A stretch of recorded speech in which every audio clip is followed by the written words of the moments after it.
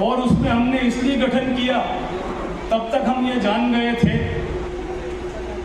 कि इस कौम का भला ये जीते हुए सांसद और विधायक नहीं कर पाएंगे, क्योंकि यदि सामाजिक सोच का उदय होता है, उस उदय के नाते हमने संगठन बनाया।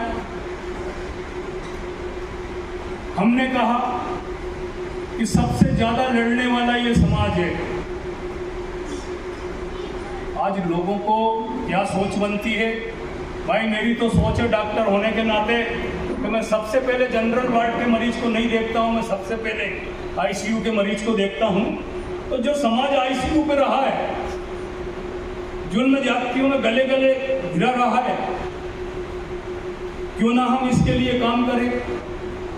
अभी हमारे साथियों ने बोली थी 6,743 जातियां हैं, तो मैं 6,742 मैंने उन लोगों के लिए दे दिया जो बड़े बड़े ठेकेदार हैं। मैंने कहा हम एक जाति की बात करें, यदि ये तैयार होगी, इसकी जुल्म जातियां कम होगी, इसके लोग एकत्रित होंगे, तो हम वापस वही 85% की बात करेंगे। और उसी सोच को लेके हमने अनुसूचित जाति, अनुसूचित जनजाति, अल्पसंख्यक और पिछड़े वर्ग संघ का स्थापना की है।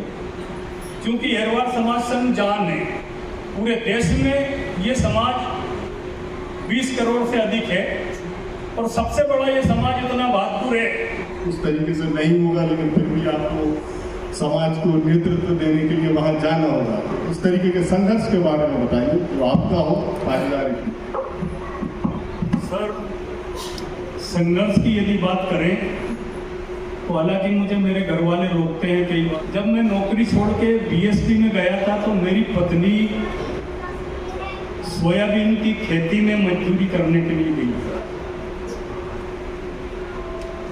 अभी हमारा बहुत ज़्यादा अरसा ऐसा नहीं होता होगा बिना विवाद के घर में गुजरता हो, और विवाद एक ही बात का रहा कि यदि आप सामाजिक काम करोगे और ईमानदारी से करोगे तो आपके पास पैसा कुछ नहीं रहेगा। मैं इतनी अवधि में भोपाल में अपना एक 10 बाई 10 का कमरा नहीं बना पाया। अब जो आदर्श की बात करते हैं तो आदर्श की बात करने वालों को तनख्वाह तो उतनी ही मिली है, मगर उनके 10-10 बंगले कहाँ से आ गए। तो कई बार घर से लड़ना पड़ता और दूसरा समाज से लड़ना पड़ता। जब हमने पैतृक अपमानित धंधों का विरोध किया तो समाज के लोग हमारे विरोध में हुए।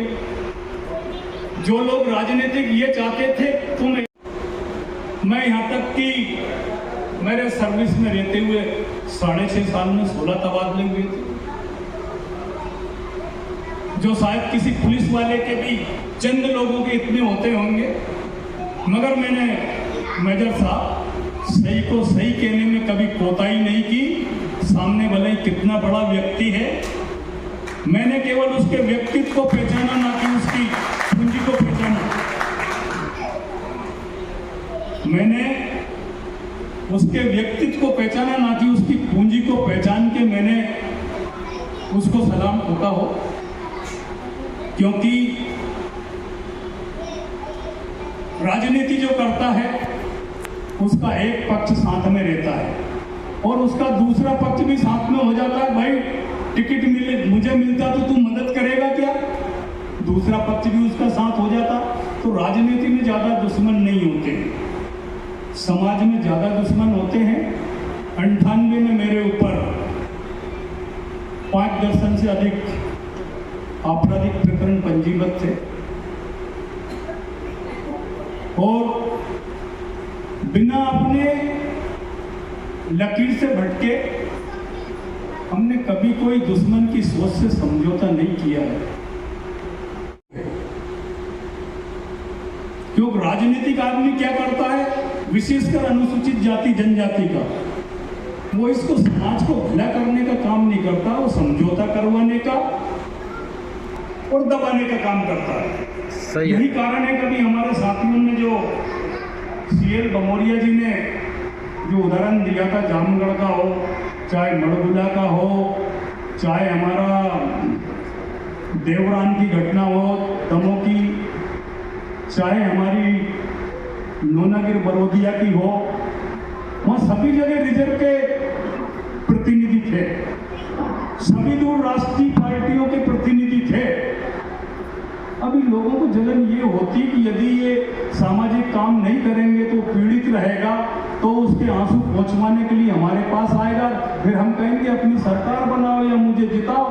तब तक के लिए तो भाई उसके हाथ पैर ही साथ नहीं चलेंगे। तो इसमें मुसीबतें बहुत आती है। परंतु आज मैं आपको ये कहूंगा, जब चलने में आदमी शुरुआती दौर में अकेला रहता है, जब वो चलता है तो आज मैं बिना झिझक यहां कहूंगा, हालांकि मैं उस बात को नहीं मानता हूं, फिर भी मैं पुण्य को